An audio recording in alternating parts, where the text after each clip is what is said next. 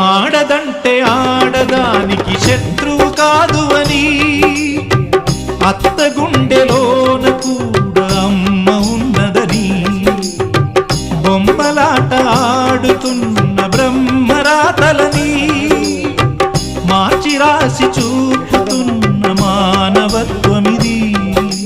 చరితలు చదవని తొలి కథగా, మనసులు ముడిపడు మనుగడగా, తరతరాలకు నిలిచి పొమ్మని తల్లిగా దీవించే చల్లని తరుణమిది. అనురాగమే మంత్రంగా,